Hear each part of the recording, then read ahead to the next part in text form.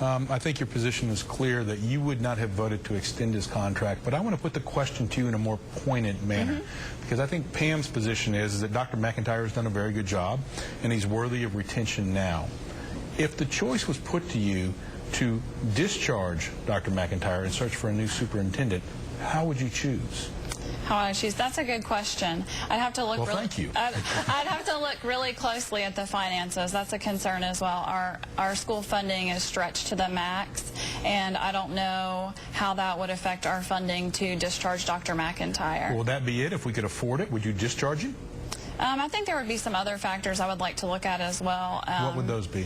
Looking at, I hear there's supposed to be some legislation possibly coming with trying to have a set of standards for school superintendents in our state, as in having a certain amount of years of actual classroom experience and those type of things. But that I would also look to that as well if that was in place when I got on the board. I mean, I'll ask it in another pointed way. The vote gets put to you. Retain Dr. McIntyre or discharge him. How do you vote today? How do I vote today? I would vote to discharge Dr. McIntyre. And how about elected superintendents versus superintendents that are chosen by a board, which is what happens now in Knox County, but there's certainly conversation about having the public elect a superintendent. Where do you fall on that?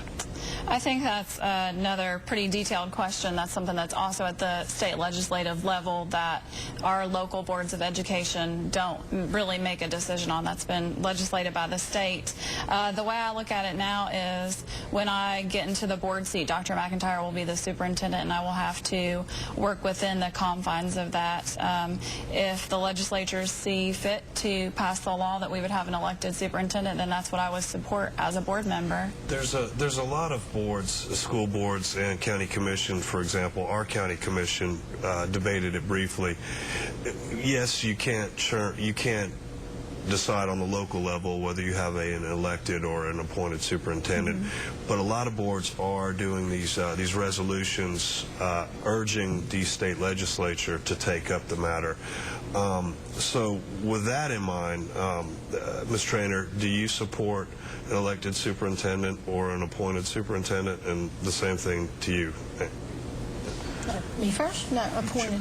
Appointed. I think it broadens our field to where we can have somebody that is here. We have a huge system, 57,000 children, 4,000 teachers, 4,000 supplementary folks that make this whole thing run. And you know, I mean, I could run for election and win on popularity to be the superintendent.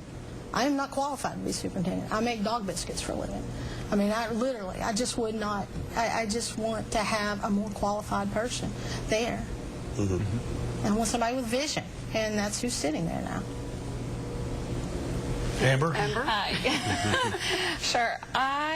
You know, again, that's a tough one to answer. I think that my concern with an elected superintendent would lie in the fact that, like with many of our elected officials, you see them spending the last year of their term out campaigning. So would that person really be fully dedicated to doing their job and doing what's best for the children of Knox County?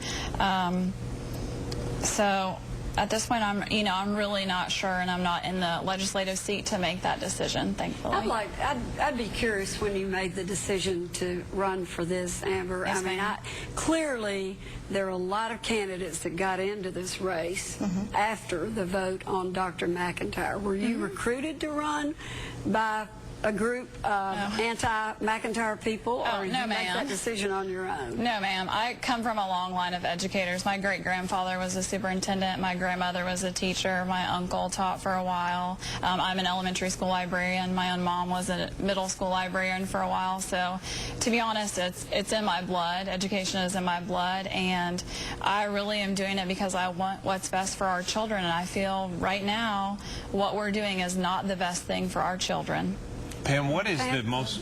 I'd be curious, do you feel like there is a group, a conspiracy to get rid of all the people that voted to keep McIntyre or to extend his contract? I'm not much on conspiracies, you know, really. I don't know. I mean, obviously there was, you know, what people wanted to term as the teacher revolt. I call it public forum. That's what it was.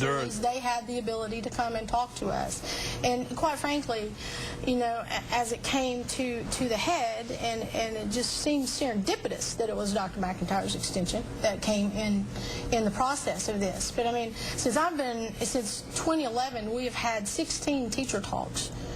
Solely teacher talks and countless community meetings and things of that nature, where we have opened, this administration, this group of people that are running Knox County schools right now have been more open to the community and to teachers' voices than any that and I've been around a long time. I have volunteered in schools for 20 years now, and so I mean I have seen all kinds of you know, superintendents here, and this is the first time that I've seen that interaction with. Only about 30 seconds left. I want to give each of you 15 seconds. The most pressing issue facing District 9 right now. Most pressing. Okay. Well, just resources. You know, resources. So right now I have, and we're blessed. I don't mean to say that we're not, but I have the one-to-one technology in 3 of my schools, in the high school and 2 of the elementary schools, Bonnie Kate and Moreland Heights, and there's a huge gap there at the middle school because they don't have it. So we're going to send quite a few kids in that have had this technology and won't be able to have it for 3 years. Ms. Rountree? Okay, I would also say adding technology to our schools so there's equality across the board. My other concern is with South Doyle High School, the way the campus is set up and the buildings are so spread out, with security concerns there as well. Addressing those and making sure that we get improvements to some of our buildings in the South Knoxville area, because, you know, we have schools that are in need of repair and need some upgrades to be done. Amber Rountree, Pam Trainer, thank you both for being here. Thank you. We appreciate it. We're back with more right after this.